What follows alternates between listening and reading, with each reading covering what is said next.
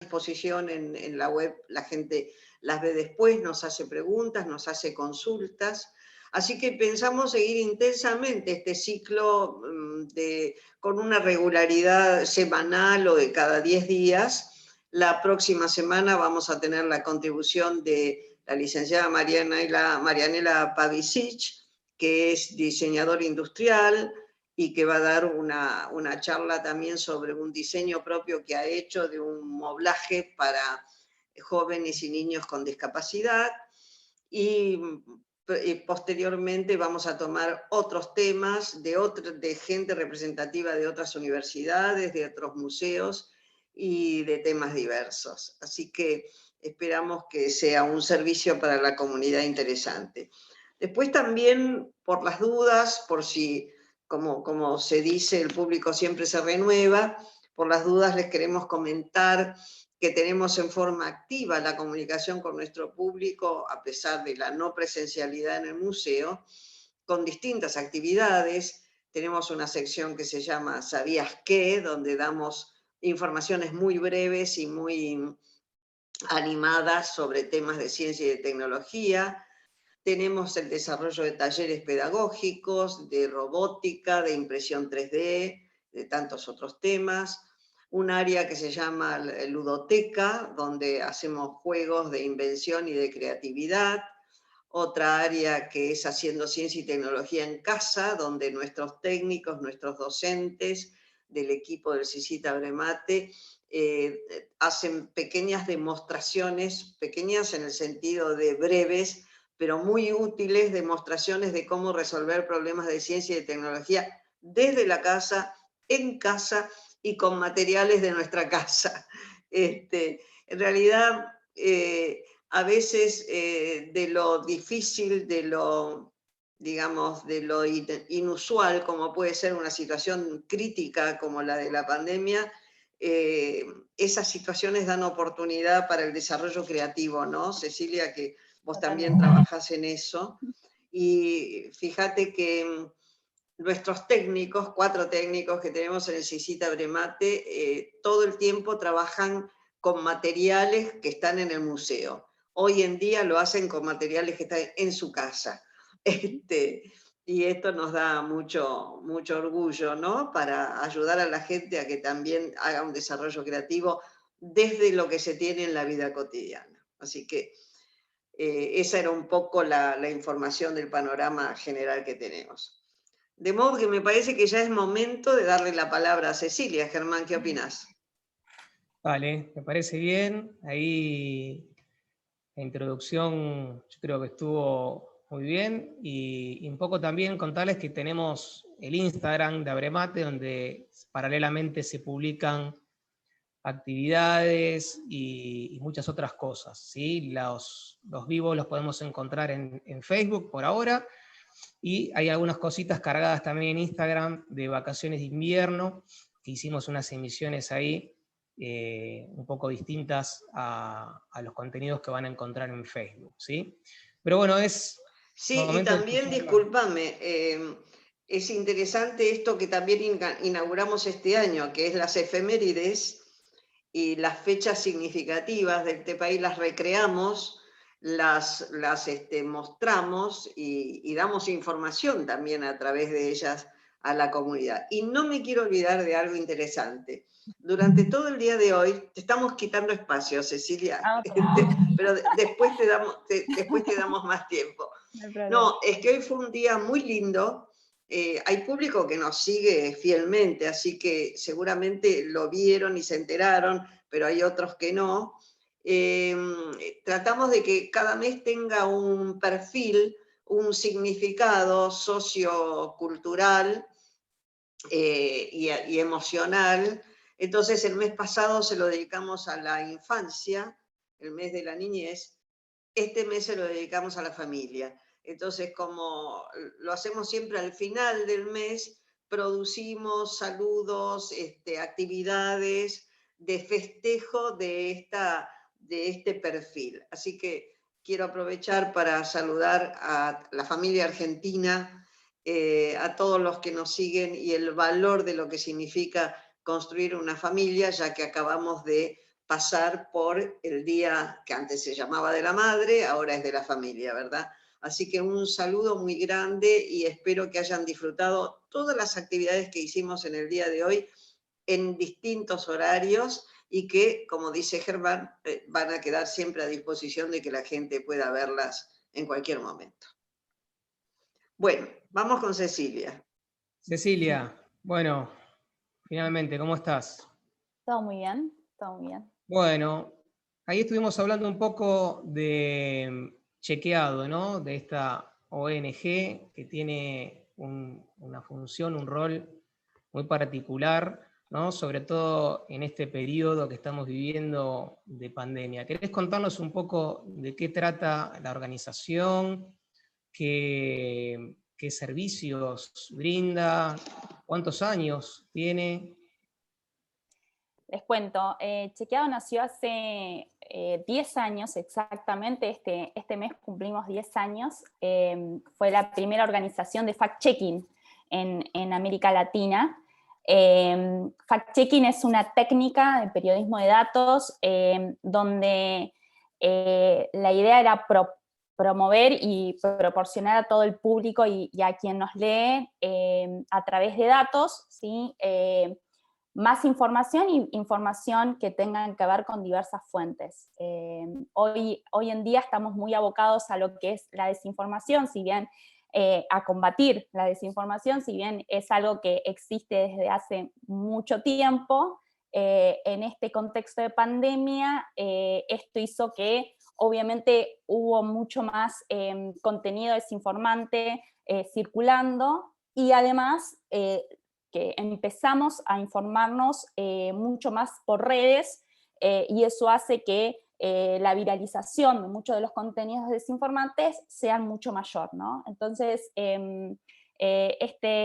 como bien dijo Susana, a veces la crisis, tenemos la oportunidad de poder enfocarnos, lamentablemente en este caso, en combatir la desinformación de algunos contenidos que empezaron a circular en épocas de pandemia, y también pensando un poco que esto que decíamos de la infodemia y que tiene que ver con que la OMS tomó esta definición de infodemia cuando se empezó a viralizar mucho contenido desinformante sobre la pandemia como una situación preocupante que puede no solo en el caso de esta pandemia, no solo dañar la salud, sino también la desinformación hace que también tomemos decisiones equivocadas. Ya hemos visto muchas que han ocurrido en este periodo.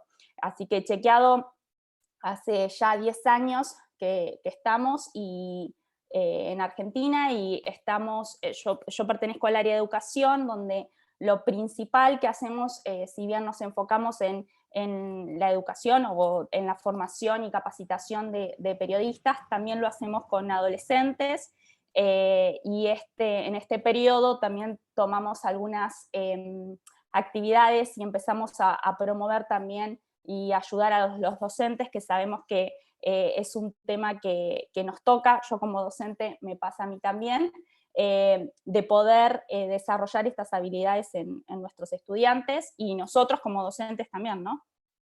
Así que en digamos, en estas herramientas o técnicas que nos brinda el fact-checking, poder también desarrollar esas habilidades para desarrollar el pensamiento crítico, sobre todo en la alfabetización mediática e informacional, que, dicho sea de paso, esta semana es la semana de la alfabetización mediática, así que cerramos con ustedes esta serie de acciones que venimos haciendo desde Chequeado, que siempre va a ser como apoyar un poco el poder desarrollar estas habilidades, ¿no?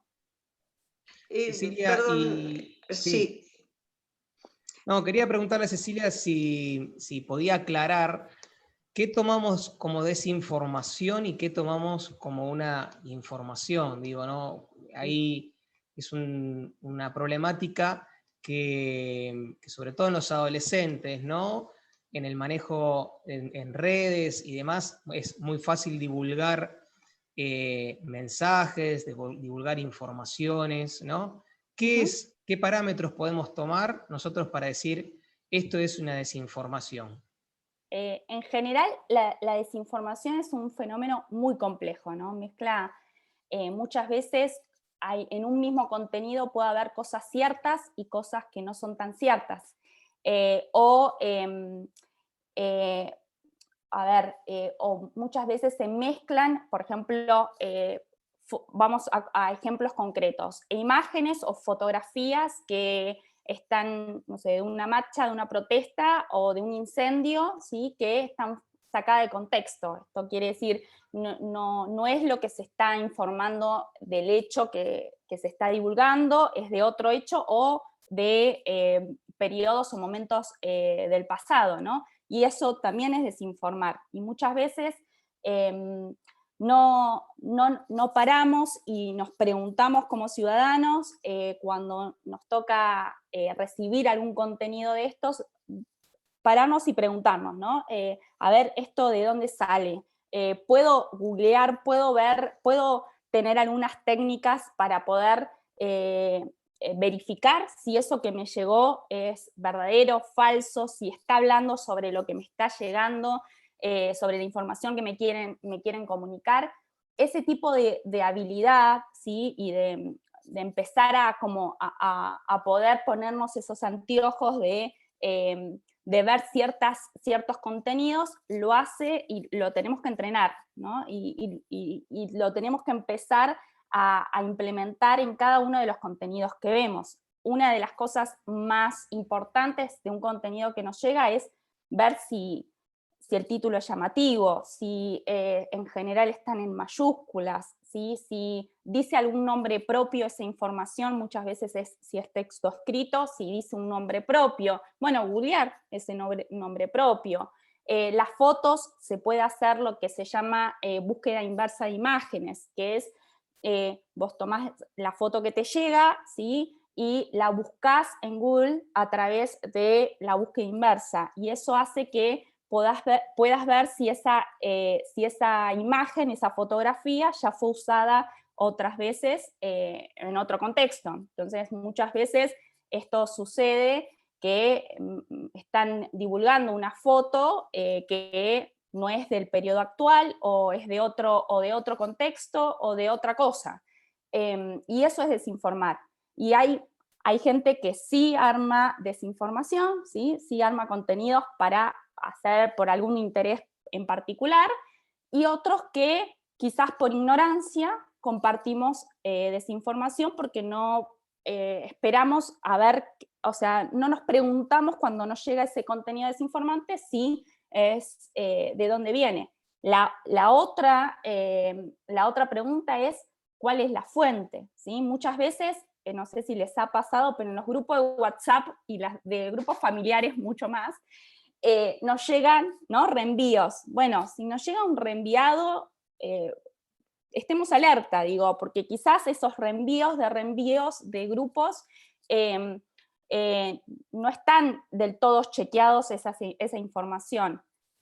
Miremosla, veamos los títulos, vayamos viendo si hay algunas características que podamos empezar a nosotros a investigar, si nos dan datos sobre ese contenido desinformante, o ese contenido por lo menos hasta ahí sospechoso, y luego si confirmamos que es un contenido que está desinformando, poder también conversarlo con si en un grupo de WhatsApp alguien lo envió, poderla conversar, decir, mira, lo que estás enviando es algo que está desinformando, ¿sí? Conversarlo a solas, no en el grupo, y tratar de quizás poner una franja de que esto no es verdadero, ¿sí? de divulgar que eso es falso, ¿no?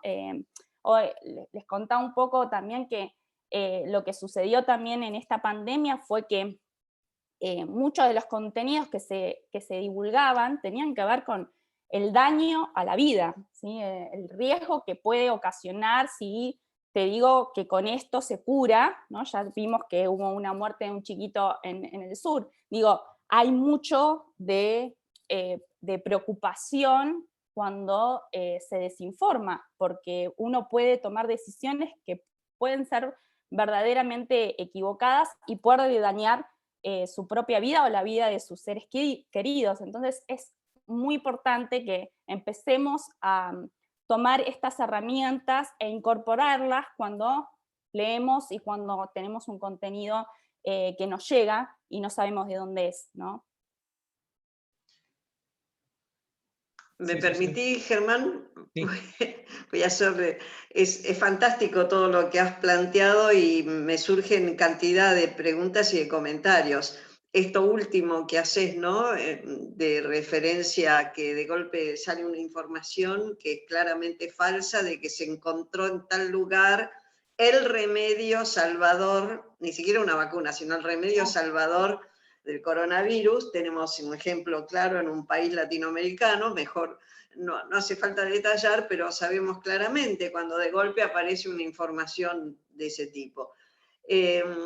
Después, cuando citaste el tema de las fotografías, falsas o no, es muy común, vos lo sabrás, en los medios de comunicación, que te dan un tema de, por ejemplo, un levantamiento social, una cosa o lo que fuera, y la fotografía es de 20 años atrás, de un levantamiento o de un piquete o de lo que fuere, de tiempo atrás. Ni hablemos de la cosa quizás más snob, más superficial, de cuando en el mundo del espectáculo, en otros mundos, te ponen una fotografía de 30 años más joven de la persona que está hablando, ¿no?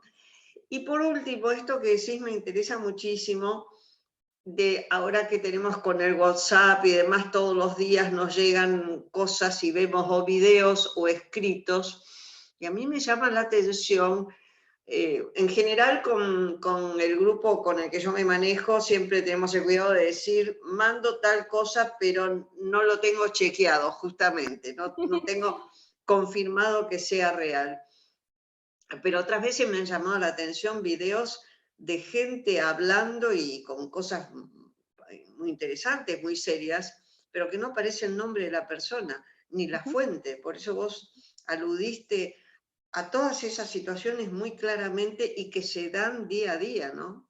Totalmente, sí, sí, totalmente, y aparte pensemos que por eso hablamos de contenidos desinformantes y no de fake news, ¿no? Porque no siempre son noticias, sino muchas veces es una imagen que esté dando vueltas y que no es verdadera, o que esté retocada o le estén sumando no sé, un cartel o un comentario que no estaba en la imagen, ¿no? Entonces, digo, los contenidos desinformantes pueden venir en diferentes formatos. Sonidos, también puede haber tipos de desinformaciones, porque, por ejemplo, y pasó mucho también el año pasado también, que algún cómico o imitadores de alguna personalidad o líder político lo imita, siempre en las radios que hay siempre imitadores y demás, y dice algo y se viraliza como si fuese el propio líder, y eso hace desinformar, ¿no? Entonces, por lo menos por un tiempo, ¿sí? En todas las redes se está hablando de eso. Muchas veces, no sé si les ha llegado, pero a mí me ha llegado algunos audios que no son verdaderos. Entonces, digo, los formatos de contenido desinformante son muchos, variados, fotos adulteradas, fotos sacadas de contexto, después tenemos audios, videos también, ¿no? Hay algunos videos que se hacen más lentos como para que parezca que la persona esté borracha o demás, entonces se parece que, ¿no? Y eso también, que no solo dependiendo también de la persona, ¿no? Le hace daño a la persona, sino también daños que puede llegar, si es un líder político, daño a la democracia o daño... Entonces, la diferencia y los diferentes formatos en los que viene la desinformación, tenemos que estar alertas y desarrollar otro tipo de habilidades que quizás hasta ahora no las teníamos en cuenta, o por lo menos venían desde otro lugar y no lo desarrollábamos, y ahora sí debemos debemos estar más alerta. Y más aún a los jóvenes, ¿no? Donde las redes y los espacios, digamos, de información y de comunicación son ahí, donde la desinformación está siempre. Entonces, es importante también poder transmitir, también desde la educación, este tipo de técnicas y de habilidades para poder desarrollar un pensamiento crítico en nuestros jóvenes, ¿no? Claro, porque, por ejemplo, Cecilia, ¿cómo aconsejarías a los jóvenes? Me estoy apropiando de la charla, Germán. Ya te dejo a vos No que pasa tenés nada, un claro. un cuestionario bien preparado. No, pero es apasionante el tema, porque vos fíjate que a veces no se trata de una información falsa, la información es correcta sobre un hecho social, político, familiar, sobre un robo, sobre un descubrimiento, ¿verdad? El problema es que esa misma información, por ejemplo, con un medio comunicacional como la televisión, según la tendencia ideológica y la mirada de cada informativo, te da una mirada diferente sobre ese hecho. Entonces, para el desarrollo del juicio crítico, sobre todo en la gente joven, qué difícil, ¿cómo se sabe?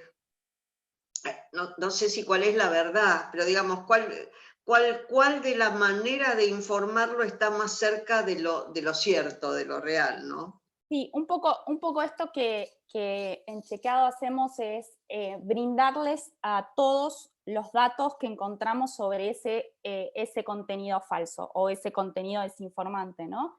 Esto como que transparentamos el método, es un método que cualquier ciudadano, si lo hace, llegaría a la misma conclusión. Es decir, son esto de poder buscar en diversas fuentes, en fuentes oficiales, fuentes alternativas, de que los datos que encontramos y trabajamos para conocer si ese contenido es verdadero, falso, engañoso, ¿sí? Sacado de contexto y demás, ponemos en la nota el link de donde se sacó esos datos y la posibilidad de que cada uno pueda seguir y pueda leer esa información y sacar sus propias conclusiones en cuanto a los datos encontrados, ¿no? Creo que por eso siempre cuando chequeamos cosas que sean factibles de chequear. Esto quiere decir que sean una de las habilidades que les enseñamos a los adolescentes cuando damos charlas o talleres, es eso, es diferenciar datos, hechos de opiniones y creencias, ¿no? Si vos crees tal cosa o crees crees tal otra, no es lo mismo que los datos te están informando esto, ¿no? Esa diferenciación que quizás, digamos, es algo que hay que trabajarlo y es esto que les decía, un poco ponerse los anteojos de que ya cuando uno escucha o cuando uno lee ciertos tipos de contenido, ya puede decir, pero esto es lo que cree esa persona, no puedo contrastarlo con datos. Entonces, bueno, es lo que cree esa persona, si tengo una frase o una información que me llega, un contenido que me llega, y puedo contrastarlo, lo voy a buscar en diferentes fuentes, ¿no? Entonces, también eso hay que empezar como a ponerlo también en la lectura de los medios o de cualquier otro tipo de contenidos de información, ¿no? Que tiene que ver con las habilidades de alfabetización mediática.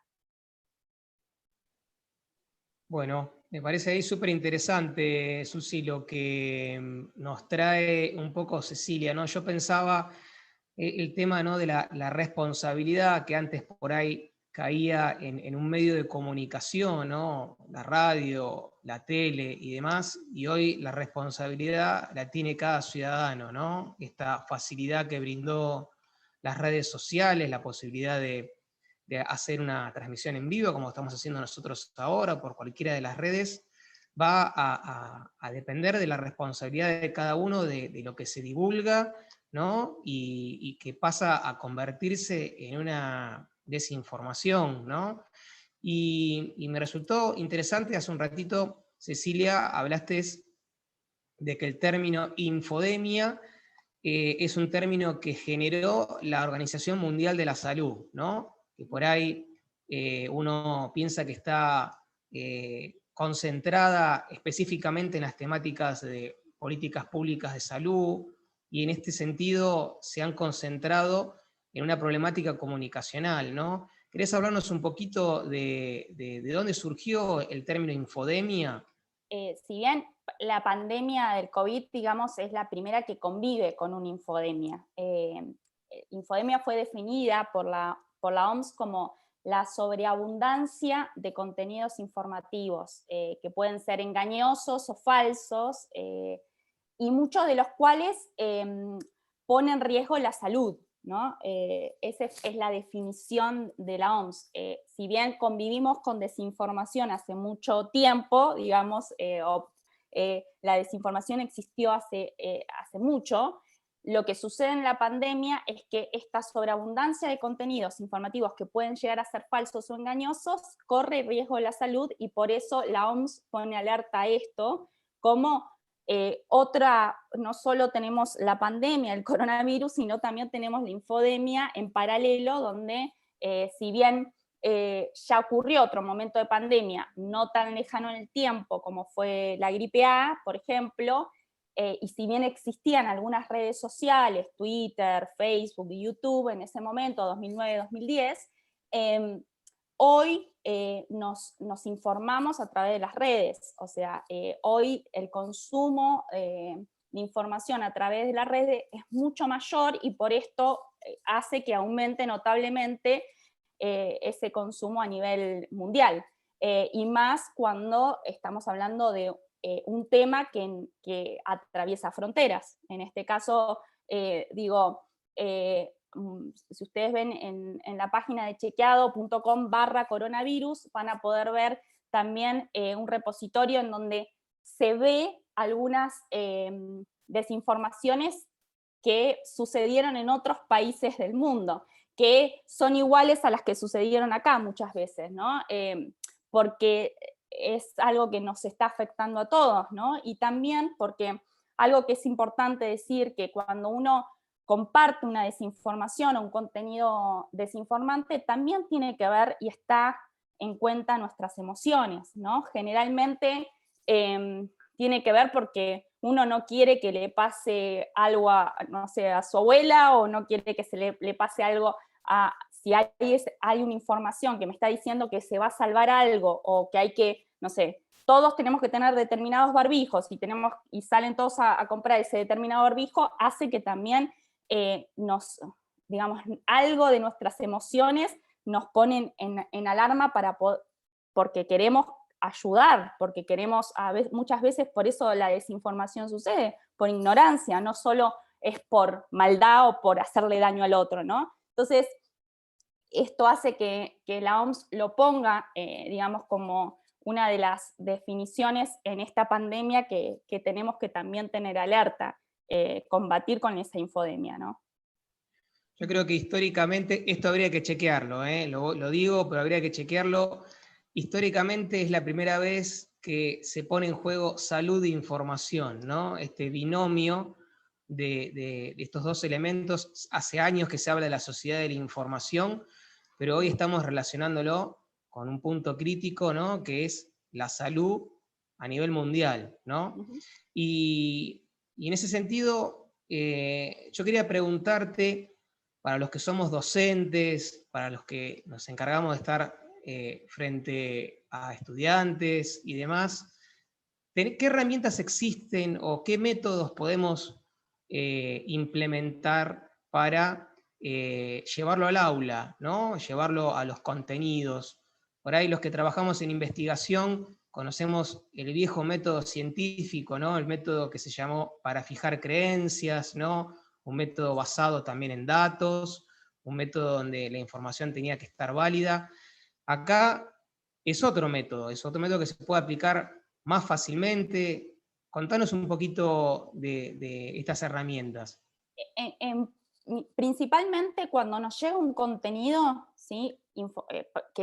Que supuestamente nos informa, lo primero que tenemos que pensar y reflexionar y hacerle la pregunta es si tenemos algunos datos para poder chequear ese contenido, ¿sí? Esto es lo que les decía, ¿no? Si fue mandado de determinadas fuentes, o fue publicado en determinadas fuentes, o fue citado por determinado líder o figura pública, ¿sí?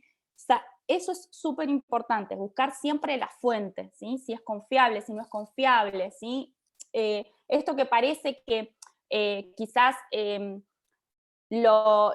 pensamos que lo hacemos, muchas veces caemos en la trampa. Entonces es importante siempre ver de qué fuente, quién me lo está diciendo, ¿no? Siempre buscar la fuente. Y si estoy buscando información sobre, por ejemplo, no sé, las medidas de gobierno, porque nada, por casos específicos, no sé, sobre cantidad de casos de salud, o en el caso de coronavirus, de muertes o de infectados y demás, en determinadas jurisdicciones, también ir a las fuentes oficiales que se le dicen, ¿sí? Que tienen que ver con la OMS o los ministerios de salud o las jurisdicciones, donde nos van a dar fuentes sobre lo que está sucediendo, ¿sí? Otra cosa que muchas veces sucede cuando nos llega un contenido falso son los títulos, que son súper llamativos, ¿sí? Los contenidos falsos en general tienen títulos en mayúscula, y es importante leerlos pensando en qué me está diciendo y cómo me lo está diciendo, ¿sí? Los reenviados de WhatsApp, como les decía, que muchas veces no sabemos cuál es el autor original, eso se reenvía y no sabemos desde dónde salió. En las imágenes, la búsqueda inversa de imágenes. Google tiene, si ustedes ponen imágenes de Google o Google Imagen, tiene la posibilidad de subir una foto, ¿sí? Que ustedes tengan en sus dispositivos, ¿sí? Subir una foto y Google busca la foto a ver si está en algún lado o se publicó alguna vez, ¿sí? Esto también ayuda un montón la posibilidad de ver si esa foto fue en otros momentos fue usada, ¿sí? Si hay algún nombre propio, muchas veces capaz que es foto, ¿no? Y en la foto dice el nombre del hospital o de algún nombre de una calle. También googleen el nombre, porque muchas veces dice doctor tal, y si lo googleamos capaz no existe ese doctor, o la universidad tal dice de tal paper científico y no existe, ¿sí? Entonces es importante que ese tipo de detalles lo podamos empezar a buscar y a ver si hay datos sobre eso. Y otro también que como hay fact-checkers en todo el mundo, muchas veces esa desinformación ya fue chequeada por otro chequeado de otros países, entonces muchas veces se busca la palabra o el título y podemos ver si ya fue chequeado en algún otro país sobre esa desinformación. Lo que digo es, nosotros como docentes, y la importancia es que podamos empezar como a llevar esta práctica transversalmente en cualquier contenido y en cualquier asignatura, ¿no? No tiene que ver tanto con, no solo con lengua y literatura o con las áreas de ciencia, ¿no? Sino también tiene que ver con, si yo le mando a hacer les propongo hacer a mis alumnos alguna, no sé, alguna investigación y demás, también tienen que saber leer la información y leer lo que les llega. Entonces es importante que sea transversal, ¿no? Reconocer esas características comunes que existen cuando hay un contenido falso, ¿sí? Por ejemplo, esto de los títulos o de muchas veces citar gente que no existe, ¿sí? O de mezclar. Yo siempre, el año pasado poníamos en una capacitación un posteo de Facebook que se veía supuestamente un terrorista y la foto de la Catedral de Notre Dame, que supuestamente se decía en las primeras horas que fue un atentado, ¿no? Y el terrorista o la foto del terrorista era un youtuber muy famoso. Entonces, claro, yo, por ejemplo, no lo tenía, pero si se lo mostrábamos a los adolescentes, lo tenían enseguida quién era. Y quizás mi mamá tampoco sabía quién era y podía decir, puede ser esto, y tenía miles de compartidos en Facebook. Entonces, la importancia de empezar a ver estas características singulares y parecidas en los contenidos falsos hace que también tomemos ese ejercicio de poder detectarlos más fácilmente, ¿no? Sí, Cecilia, yo te escucho atentamente, pero también me nace una especie de análisis crítico fuerte, digamos, no por pinchar el globo, pero como que me parece a veces idealista lo que planteas, porque como docente universitaria, y universitarios que somos todos nosotros, sabemos que estamos en clase y que el alumno tiene su consulta básica directamente con Wikipedia. Entonces Wikipedia es la gran fuente de consulta. Y entonces el asunto de que ese ejercicio, esa actitud del alumno de ver si eso que se dice allí es real, no existe tanto, cuesta muchísimo en clase. Sí. Y somos nosotros los que tenemos que estar viendo si esa data que nos ponen, o sea, chequeando nosotros, porque el alumno va y hace cut and paste y ya está. Sí, sí, muchas veces, sí, en general, y nos pasa, digo, también corrigiendo trabajos también nos pasa.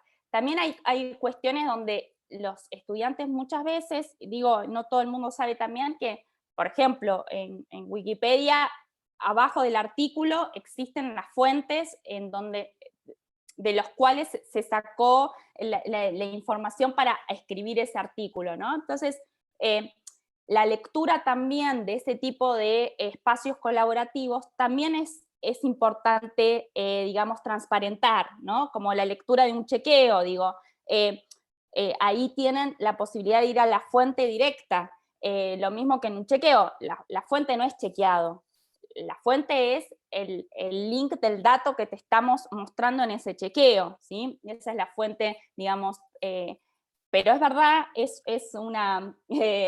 creo que es un aprendizaje que no se desarrolla de un día para el otro, eso estamos totalmente de acuerdo.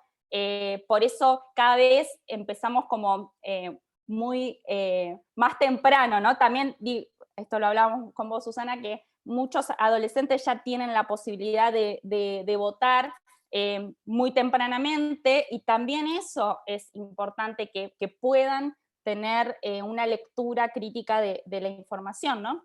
Entonces, digo, cada vez más temprano tenemos que empezar a involucrarnos en estos tipos de habilidades, porque, no sé, también la posibilidad de formularse preguntas, que es un poco lo que les decía, ¿no? Cuando me llega un contenido, me formulo preguntas, que tiene que ver también con un poco con lo que es pensamiento científico, ¿no? De, ¿esto es verdadero? ¿De dónde viene?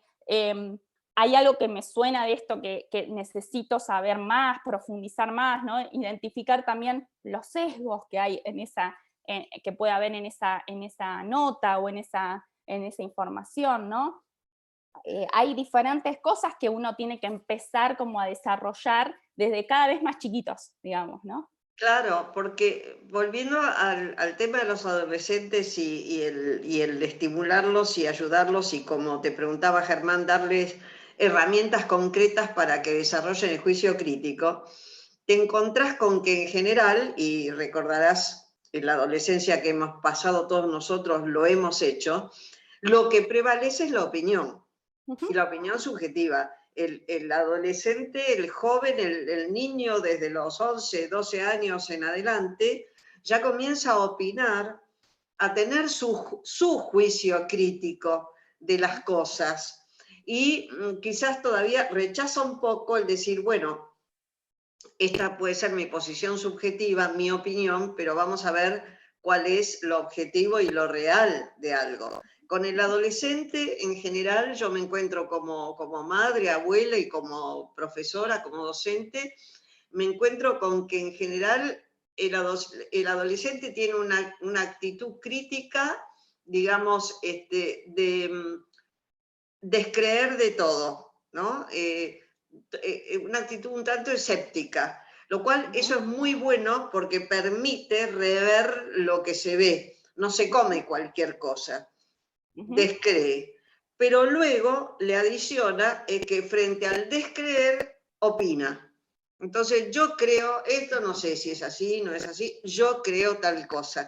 Entonces el trabajo que tenemos nosotros, sobre todo en el campo docente, es eso, ¿no es cierto? Es decir, bueno, una cosa es tu opinión, lo que vos sentís, lo que vos querés sobre tal o cual tema, y otra cosa es informarte, es saber qué hay alrededor de ese tema y después opinar, ¿no es cierto? No sé si estás de acuerdo. Totalmente, sí, la parte de poder esto, de diferenciar hechos, datos, opinión, creencia, que a veces lo hacemos implícitamente muchas veces en nuestras asignaturas y demás, porque obviamente cada uno tiene posturas, muchas veces los incentivamos también a que tomen su postura, ¿no? Bueno, ese tomar su postura tiene que ver con, bueno, tomarlo a través de datos y de la posibilidad de poder crear tu propia opinión en base a datos, ¿no? Creemos que es muy complejo, digo, no es, por eso digo, no es nada fácil, ni se adquiere, ni se desarrolla de un día para el otro, ¿no? Es un desarrollo que uno, son habilidades y son diferentes tipos de habilidades, ¿no? La escucha activa, la posibilidad de, no sé, de debatir con un otro, ¿sí? Sabiendo de que cada uno puede tener una postura distinta, ¿sí? De debatir más con datos, que algo que solemos como muchos en las escuelas, o tenemos un proyecto que tiene que ver con los proyectos de ONU, de simulación de los modelos de ONU que se hacen en la escuela media, donde sumamos un grupo de creadores, donde chequean los discursos de los otros alumnos, por esto, ¿no? Para poder fomentar el debate con más datos a través de estas discusiones y estas fundamentaciones que se arman de diferentes temas en los modelos de ONU. Y eso tiene que ver con poder también tener algunas características comunes que sean transversales a los contenidos, que es algo que nos parece también que es importante como empezar también como pasó ya les digo, como pasó con la tecnología también, que no es la herramienta lo que tenemos que aprender, sino tenemos que aprender cómo desde la herramienta, puede llegar a ayudar no sé, a buscar mejor información y demás.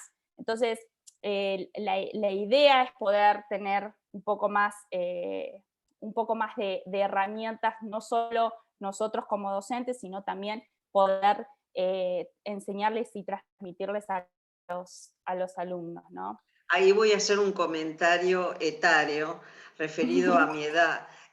Yo recuerdo que cuando era estudiante, chica, joven, tenía que ir a la Biblioteca Nacional o tenía que ir a un lugar, a una institución o a buscar los periódicos físicamente históricos para escribir algo, un ensayo o un escrito o un trabajo práctico que me pidieran. Hoy está todo al alcance de la mano, entonces es tan distinto. Yo cada vez que pienso, bueno, lo mismo, yo comencé con la máquina de escribir para hacer mis escritos. ¿Te imaginas de lo que te estoy hablando, no? ¿Te imaginas?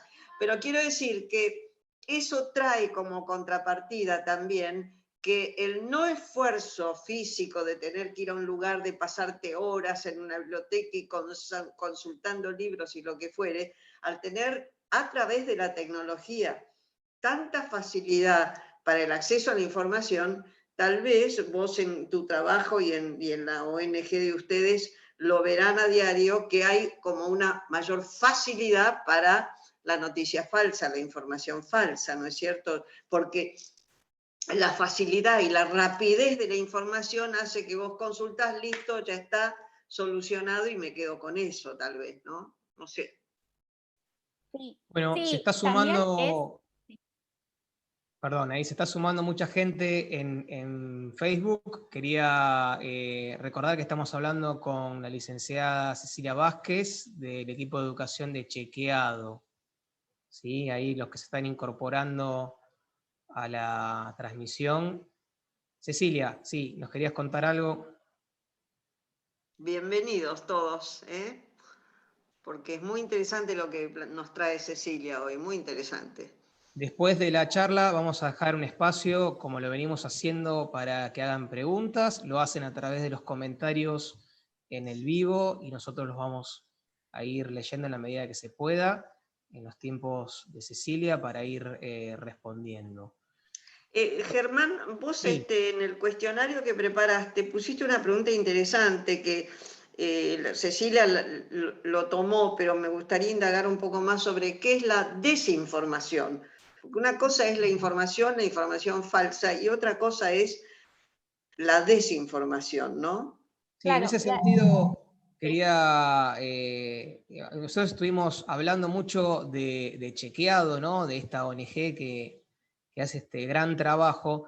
Quería pedirle a Cecilia si podía mostrar un poco el sitio web ahí, hacernos un recorrido cortito, aunque sea, para que la gente pueda acceder y pueda ver el trabajo, ¿no? Quizá hacer dónde acceder a un resumen de este método de chequeo, ¿no? Cómo podemos tener ahí una ayuda, quizá cuando nos llega una información y antes de divulgarla, todo lo que estuvimos charlando, ¿no? Hace un ratito, ahí para darles una ayuda de memoria, sobre todo a los que se van incorporando, ¿sí? Darles Dale. ahí ¿Me das algunas herramientas. acceso a que pueda compartir pantalla? Ahí vamos, sí. Dale.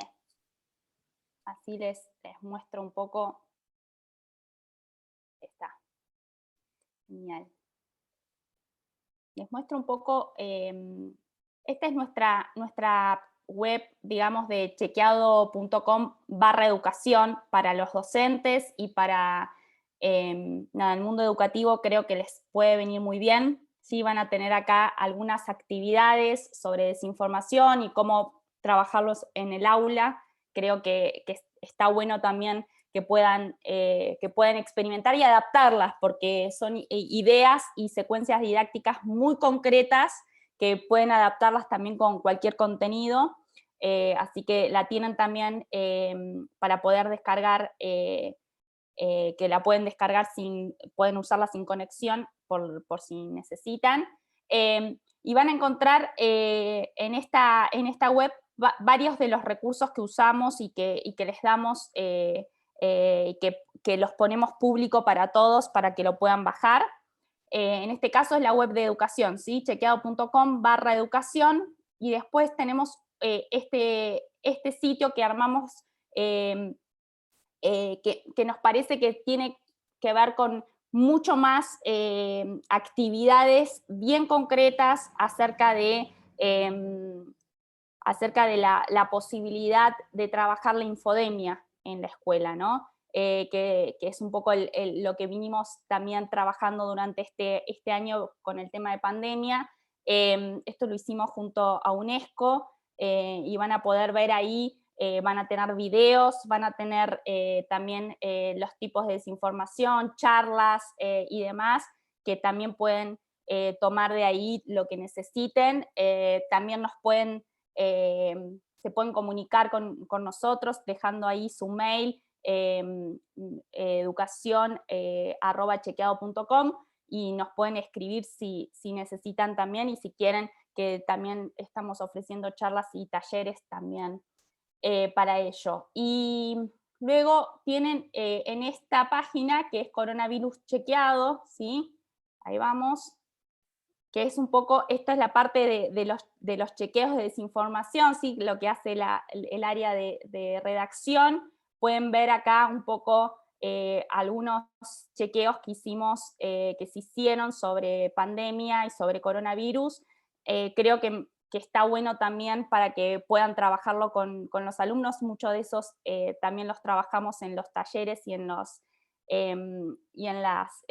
capacitaciones, que siempre es bueno también ir a algunos de los recursos que hacemos para poder mostrar esto que les decíamos de la desinformación, y de poder mostrar también los datos. Ahí dejo de compartir, así nos vemos.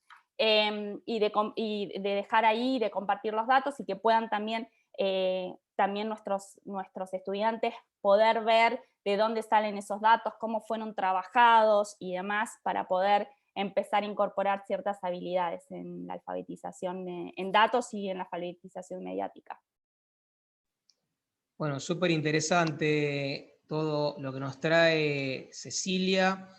Y para ir un poco terminando, ahí solemos hacer la última pregunta un poco más relacionada con la opinión, ¿no? ¿Qué considerás vos, Cecilia, que habría que incorporar a nivel políticas públicas, en nuestro sistema de educación, ¿no? En las escuelas, en los currículum, en este sentido del pensamiento crítico, ¿no? ¿Qué tendría que hablar el docente?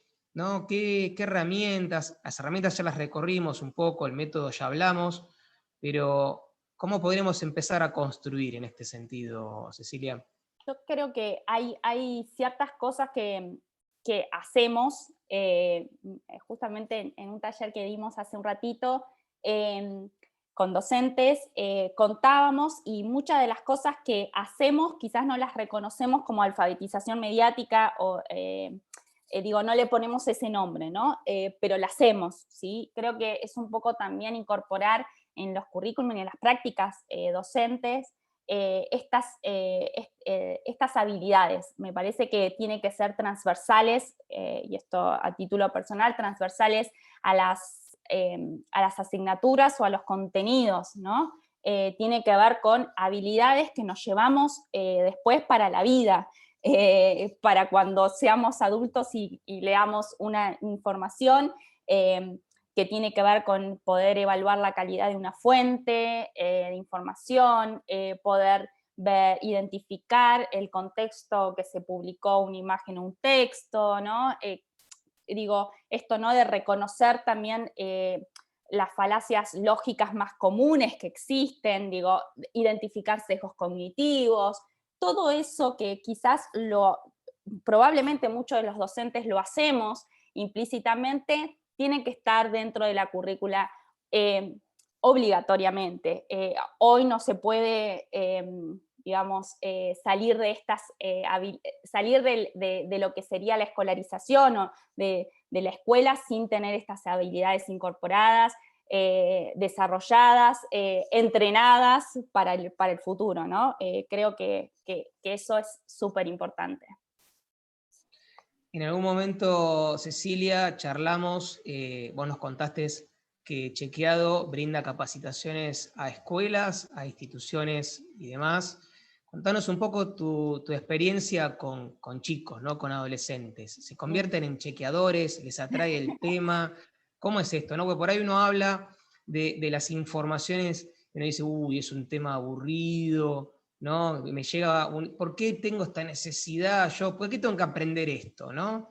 Sí. Entonces, contanos un poco tu experiencia como capacitadora en el tema, específicamente en el rango de los chicos, los adolescentes. Bueno, desarrollamos una plataforma en Chequeado que se llama El Chequeador, que fue un poco nuestra parte tecnológica, por eso la importancia también de la tecnología educativa en esto, ¿no? Para poder enseñar esto que hacemos, ¿no? Porque una cosa es lo que hacen en redacción y cómo trasladar esto a poder enseñarlo, ¿no? Y fue todo un desafío durante estos años de poder poner en método, poder pensar en un entorno donde ayude a la enseñanza y a este proceso de aprendizaje de los estudiantes. Entonces, me parece que es súper importante en el caso nuestro, cuando íbamos con los adolescentes.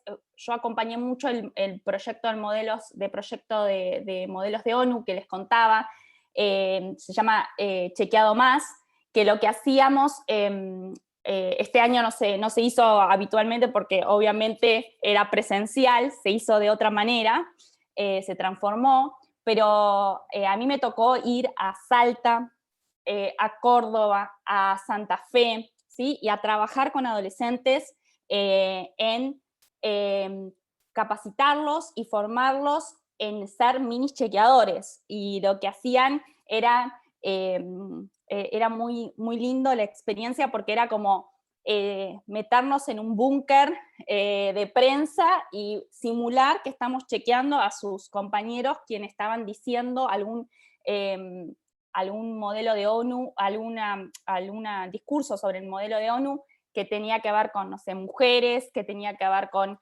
no sé, infancia y demás. Entonces eso hacía que ellos ejercitaran todo el método para poder chequear, ¿no? Entonces tomaban, por ejemplo, una frase de otro compañero que en un discurso dijo, no sé, el 70% de las muertes no sé, en China tiene que ver con, no sé, números que tienen que ver con muertes infantiles, por ejemplo. Entonces tomaban eso y obviamente primero tomaban las frases chequeables que se podían chequear, ¿no? Nosotros diferenciábamos estas frases chequeables de no chequeables, de estos que les decía, ¿no? Diferenciar hechos y datos y de opiniones y creencias. En este caso se podía chequear, generalmente se ve cuando en el método explicamos siempre que hay diferentes frases, algunas que contengan estadística, las que contengan algún dato histórico, la que contenga algún tipo de legalidad, es decir, donde yo pueda contrastar con alguna ley, y las que tienen comparaciones, ¿no? Por ejemplo, no sé, Argentina tiene más alta la tasa de mortalidad infantil que otro país. Entonces, ese tipo de características hace que uno pueda empezar a detectar con más facilidad las frases que eran chequeables. Los adolescentes lo que hacían era tomar esas frases y cumplían los pasos del método de chequeado, que era primero buscar la fuente original, es decir, se acercaban a quien dijo el discurso y le preguntaban, que era un par de ellos, ¿no? Le preguntaba, ¿de dónde sacaste los datos? Entonces, muchos tenían de dónde lo sacaste, otros no tenían de dónde lo sacaron.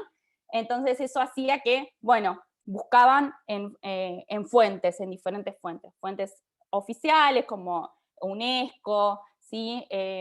UNICEF y demás, fuentes alternativas que tenían que ver con, por ejemplo, especialistas o fundaciones que se dedicaban a determinados temas o, no sé, papers científicos, ¿no? Y entonces, en esa búsqueda de información, en todo el universo de lo que es Internet, empezaban a poder discernir ese tipo de información que tenía que ver con diferentes fuentes. Luego, reunían las diferentes fuentes y lo que hacían era poder ponerla en contexto, ¿no? Esto quiere decir que ese dato, ¿sí?, que encontraron y con los demás datos dialogaban, ¿sí? Y ponían en contexto si era verdadero, si era falso, si era engañoso, es decir, lo dijo, pero no dijo el periodo, o sea, el dato es verdadero, pero no dijo el periodo en el que se fue sacado ese dato.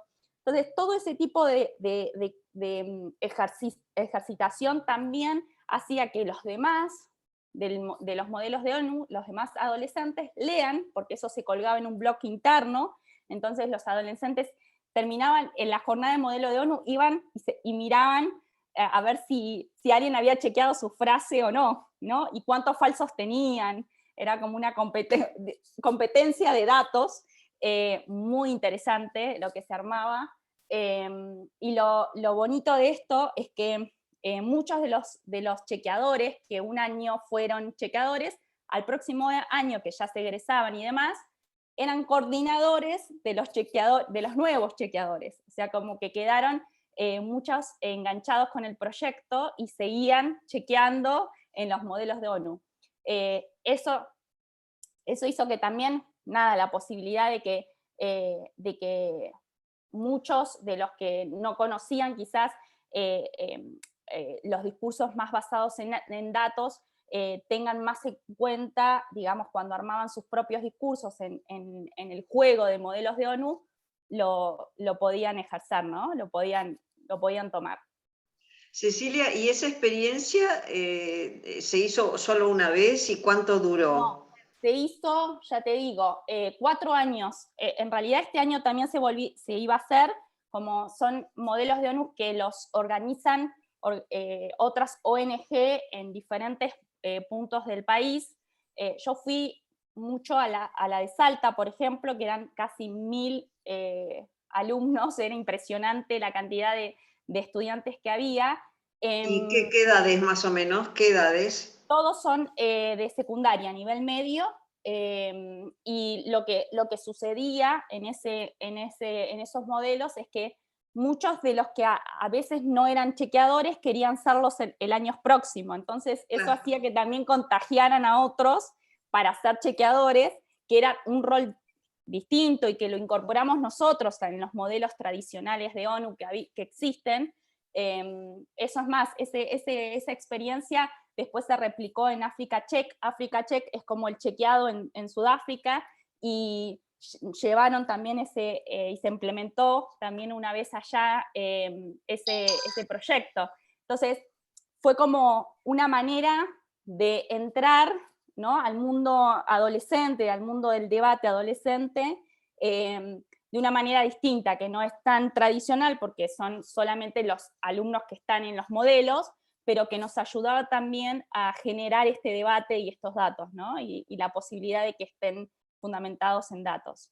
Apasionante, apasionante. Vos sabés que mientras te escucho realmente, no sé, nos hemos pasado, Germán, del tiempo quizás, pero creo que tenemos mucho público siguiéndonos, así que vale la pena. Mientras te escuchaba, recordé a un autor, cuando yo dictaba una materia que se llamaba Técnicas de la Comunicación, Alvin Toffler, con el libro Infotácticas, que vos debes conocer, después, bueno, tuvo muchos otros, ¿no? Y justamente él fue de los primeros que empezó a nomenclar, digamos, las distintas tácticas que sobre todo en el mundo comunicacional, político y en los medios de comunicación, la táctica del canal trasero, la táctica de la nebulosa, ¿no?, la táctica del secreto. Es muy interesante ese libro, de muy, muy fácil acceso para la lectura. Así que bueno, como una data bibliográfica, ¿no?, que agrego a la charla. Está buenísimo. Bueno, Cecilia, ahí hablando de debate, te quiero contar que en Facebook se armó el debate ahí en los comentarios. Es un ahí, tema que se debate mucho igual, ¿eh? y la verdad que han chequeado lo que vos dijiste, ¿no? La cuestión de que el adolescente es muy crítico realmente, ¿no? Que se involucra en estas temáticas, a pesar de lo que uno puede pensar de que no, sí hay interés en el tema, y hay algunas preguntitas ahí también que están dando vueltas, que ahora te las voy a ir acercando, pero yo quería preguntarte o que nos dieras un poco de información, ¿no?, de algo que quizá no todos saben, el tema de la ley de acceso de datos, ¿no?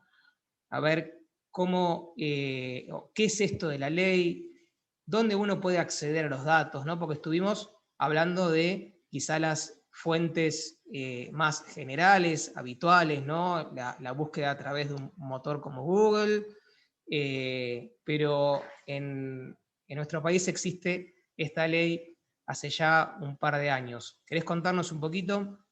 Sí, es común, quizás es común para chequeado y para los chequeadores hacer pedido de acceso a la información, pero no todo el mundo sabe que cada uno como ser ciudadano tenemos ese derecho. Y creo que eso también es importante que lo sepamos y que lo comuniquemos también, ¿no? Que nosotros hacemos generalmente pedidos de acceso a la información porque si bien ahora hay mucho más datos abiertos y uno puede acceder más fácilmente, hay datos que quizás necesitamos pedirlo, ¿sí? Y como ciudadanos podemos hacerlo a través de una clave de AFIP.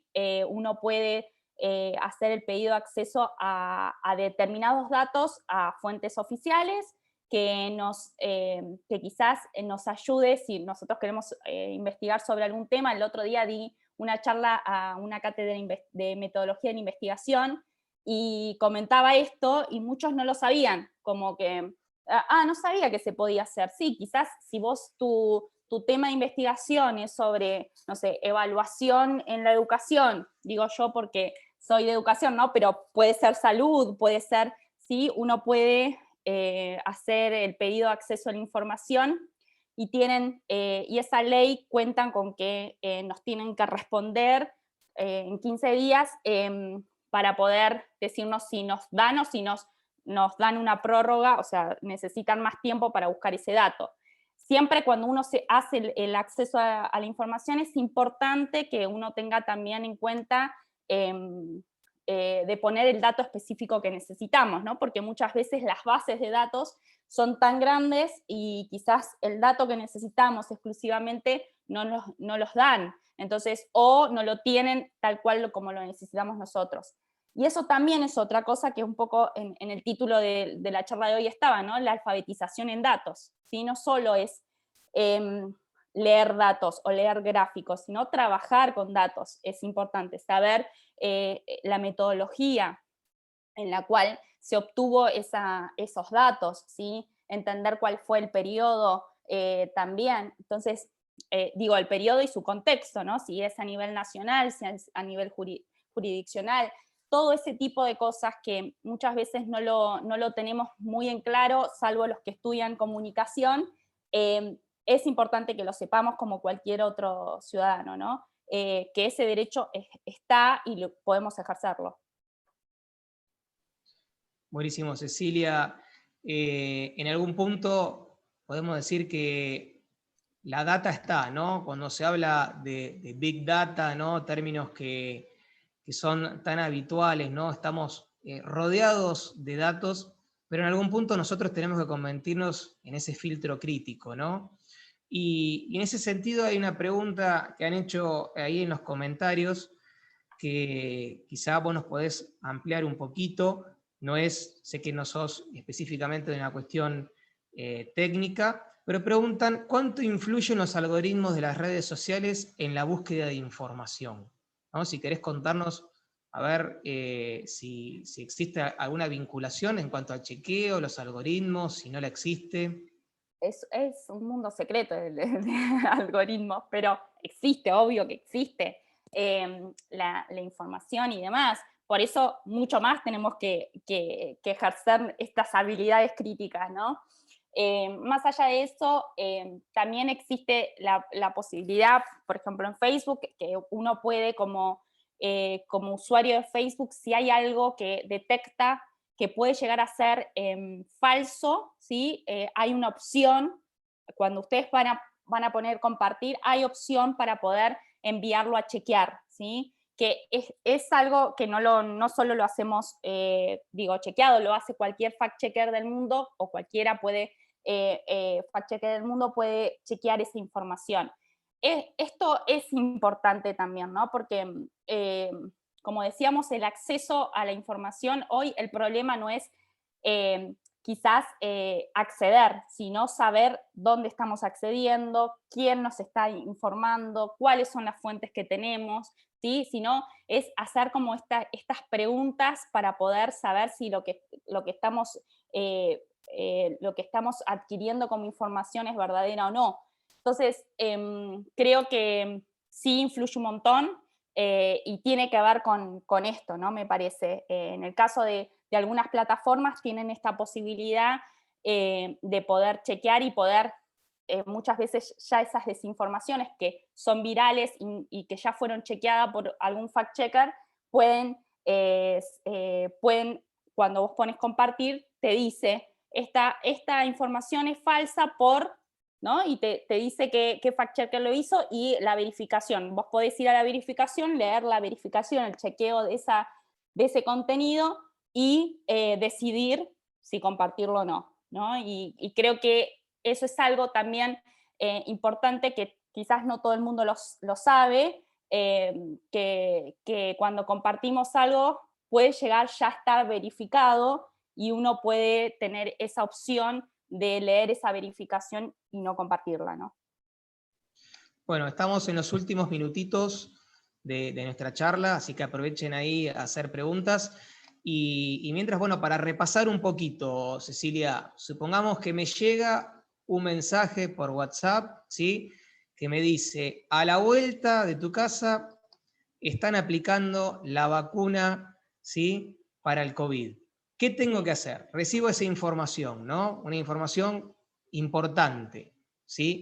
Repasemos un poquito qué es lo que tendría que hacer. Lo primero que tenés que hacer es, primero, identificar qué formato tiene esa información, ¿sí? Puede ser un flyer, digo, tipo cartel, puede ser una imagen, un texto, puede ser un link también, ¿sí? Que está compartiendo otra cosa, ¿sí? Eso es súper importante, o sea, saber en qué formato te está llegando. Lo otro es buscar siempre la fuente, dónde fue publicado por primera vez, o sea, la fuente original, es dónde se publicó por primera vez o quién por primera vez lo divulgó. Muchas veces se puede encontrar, otras veces no, ¿sí? Depende del tipo de desinformación que tenemos.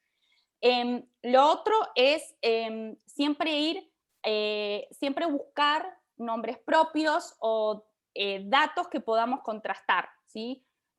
Y si tenemos nombres propios, googlearlos. Si tenemos una foto, hacer búsqueda inversa de la imagen, es decir, Google puede buscarte tu imagen y ver si ya fue usada otra vez o anteriormente. Esto es importante. Muchas veces las desinformaciones usan elementos que ya fueron desinformantes anteriormente. ¿Por qué? Porque siempre tiene algo de verdad. Siempre la desinformación tiene algo de verdad.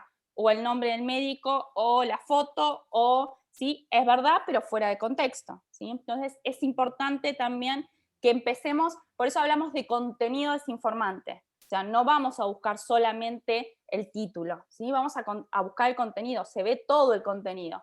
El título, la foto, ¿sí? ¿Quién lo publicó? Si es un grupo de Facebook, ver del grupo de Facebook. Si es un link de una web, de un medio X, ir a la web y ver el about, el sobre, ¿sí? Quiénes somos, para saber quiénes son los que están publicando esto, ¿sí? Entonces, esos son como los pasos. Y después, algo importante, si se ve, se googlea alguna palabra clave, muchas veces el título, uno googlea el título y puede ver si ya fue verificado por otro fact-checker del mundo. Entonces, eso me posibilita ver que ya fue verificado y me dan ahí todos los datos de fuentes que puede llegar a ver.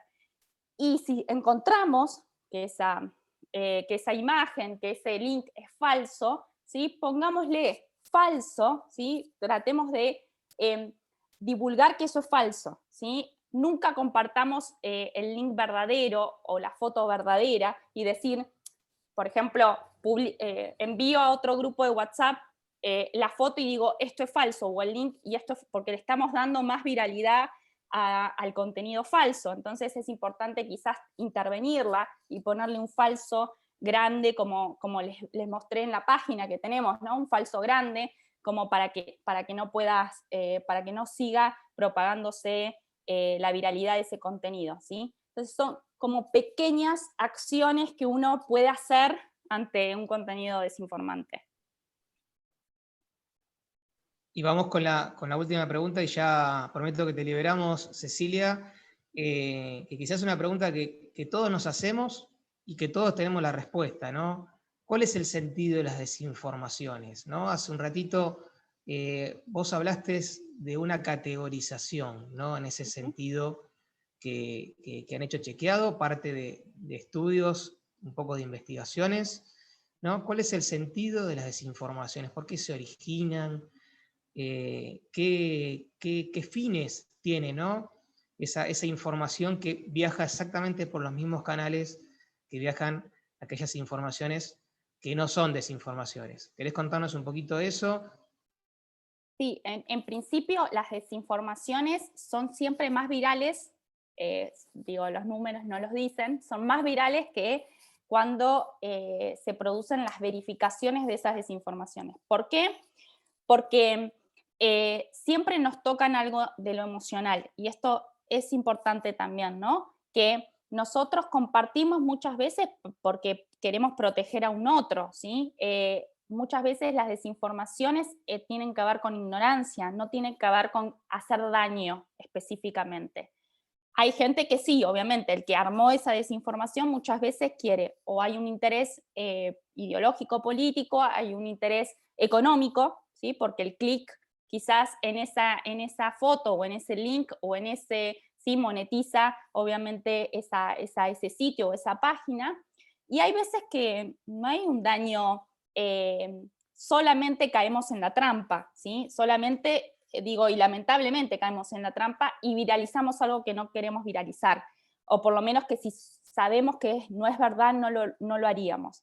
Entonces, en ese sentido, ese es el interés que está por detrás. Ahí puede haber muchos tipos de intereses, pero tiene que ver con esos tres. Digo, algo ideológico político, algo económico y algo por ignorancia, porque no sabemos cómo hacer para verificarlo. Yo agregaría otro, Cecilia. A ver. Fíjate vos cómo a cada rato nos aparecen mensajes en nuestro correo diciendo el banco no le va a pedir nunca datos, no dé datos, esto, lo otro. Es decir, que también hay otra intencionalidad que es de dominio, a través de la mentira, de dominio, de robo al otro. Entonces, sí. yo creo profundamente que también está la intención del poder sobre el otro, que también forma parte de la naturaleza humana, ¿no? Totalmente. Entonces, agarrarlo al otro desarmado, engañarlo, entonces ahí está la táctica del engaño para tener poder sobre el otro. Totalmente, ¿no? totalmente, y también pasa que los diferentes tipos de desinformaciones dan cuenta de diferentes daños. En la pandemia se da claramente el daño a la vida, a la salud, pero también puede haber un daño económico, como vos decías. Si, por ejemplo, no sé, mañana dice, no sé, Corralito, todos van a sacar su dinero del banco. Entonces, eso es y si es falso, es un daño económico que le estamos dando a nuestra ciudadanía. Exactamente. Es un poco eso. Sí. Y después incluso, y con esto termino, la responsabilidad, por ejemplo, en esta época, entre lo que puede decir un ministro de Salud para que no cunda el pánico y entonces aminorar el problema de contagios, y luego viene la información concreta de científicos o de epidemiólogos que te dan los datos concretos. Entonces, ni uno ni otro mintió. Lo que pasa es que el objetivo era distinto. En el caso de un funcionario puede ser la intención no tanto de dominio, pero sí de aminorar el problema o de hacerle sentir a la población que está conduciendo la problemática. Y después te viene el dato duro del científico, del epidemiólogo, que te dice lo contrario. Entonces, ahí es donde aparece la necesidad del juicio crítico del lector y del receptor para encontrar la verdad de la información, ¿no? Totalmente. Es apasionante, el tema que nos trajiste es apasionante. Bueno, ahí sigue habiendo preguntas. La verdad que el público se mantuvo hace ya bastante tiempo. Vamos a la última ahí y te dejamos libre, Cecilia. Y hagamos una cosa, ya que hay tanta respuesta de público, comprometamos a Cecilia a una segunda sesión de charla. Pero en otro momento. Sí, claro. Totalmente, sí. Y la seguimos. Recordemos que estamos hablando con la licenciada Cecilia Vázquez de Chequeado, ¿sí? Chequeado.com es el sitio web que pueden acceder ahí y encontrar más información, y es chequeado.com/ nos decías, educación, ¿sí? Aquellos contenidos específicos, herramientas, guías didácticas para el docente. La última pregunta... Perdón, Germán, y vale la pena destacar para el público que se sumó después lo que dije al principio cuando la presentamos. Es una magíster en tecnología educativa y es una licenciada en ciencias de la educación. O sea que en el perfil de Cecilia y en su experiencia está el campo del desarrollo tecnológico con la cuestión de la educación, ¿verdad? Volcado hacia esta problemática de la información, ¿no? Sí, Ger, decías Totalmente. la última. Bueno, ahí la última pregunta no es muy específica del tema del chequeo. Preguntan, ¿qué pasa cuando se sabe quién genera una desinformación, ¿no? Dice, ¿qué carta se toma en el asunto? Específicamente es el texto, ¿no? Yo creo que ahí va más por el lado de la legalidad, ¿no, Cecilia? Sí, hoy no hay nada que digamos, quien desinforma no le pasa nada. Por eso hay tanta desinformación y tanta impunidad en la divulgación de la desinformación. En ese sentido, digo, no hay nada que pueda hacer un juicio de valor en cuanto a justicia y demás de esa. Sí hay alguna desinformación que tiene una, digamos, afecta a una persona en particular, esa persona particular, si se detecta quién está desinformando, quién generó esa desinformación, puede hacer un juicio personal y digo llevarlo a la justicia personalmente, ¿no? Como injuria, pero no hay nada que uno pueda denunciar y demás, solo sacar la verificación de qué es lo verdadero y qué es lo engañoso, qué es lo falso, y nada más que eso. No se puede hacer otra cosa. Por eso la importancia de entre todos combatirla, ¿no? Claro, denunciarlo, ¿no? También Sí, viralizar justamente la información de que es falso, ¿no? exactamente. Bien, Cecilia, y si a un docente se quiere contactar con ustedes, ¿cómo lo puede hacer? Tenemos súper fácil, nuestro mail es educacion@chequeado.com, ¿sí? También mi mail es cvasquez@chequeado.com. Nos escriben, estamos dando charlas a escuelas, que nos parece súper interesante poder acercar estos temas a docentes también. Antes de ustedes estuvimos también haciendo un taller con docentes que estuvo muy, muy, muy bueno. También como acción en esta semana que fue la semana de la alfabetización mediática e informacional. Así que siempre estamos además proponiendo algunos proyectos y secuencias didácticas y demás, así que pueden visitar nuestra página, pueden seguirnos en nuestras redes también, tanto Instagram como Twitter, y ahí se comunican con nosotros. Bien. Bueno, Muy Cecilia, bien. muchísimas gracias y como dice Susana, da para varias charlas más, seguramente estaremos armando en algún espacio o algún taller. Aquellos docentes que se interesen también y nos quieren contactar a través de nuestra fanpage o nuestro Facebook, que es Sociales Abremate, y si no también lo pueden hacer a través de el Instagram, ¿sí? Y también podemos hacerle llegar nosotros a Cecilia si hubiera ahí algún interés en realizar algún tipo de charla o taller específico. Así que bueno, vamos a estar ahí pendientes, Cecilia, de este tema que la verdad es súper interesante, ¿sí? Te agradecemos muchísimo.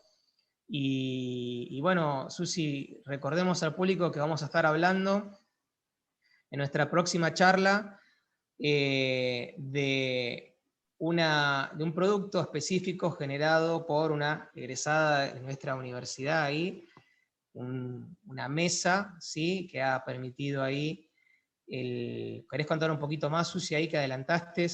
¿Cómo no? ¿Cómo no? ¿Cómo no? Para mí, como directora del Centro Interactivo de Ciencia y Tecnología, es un orgullo presentar en nuestra próxima charla a una diseñadora industrial egresada de la carrera de diseño industrial de nuestra Universidad de Lanús y también integrante del equipo de docentes de nuestra universidad. Es una joven emprendedora, inventora, que ha creado esta silla especial para niños con dificultades, con discapacidad física.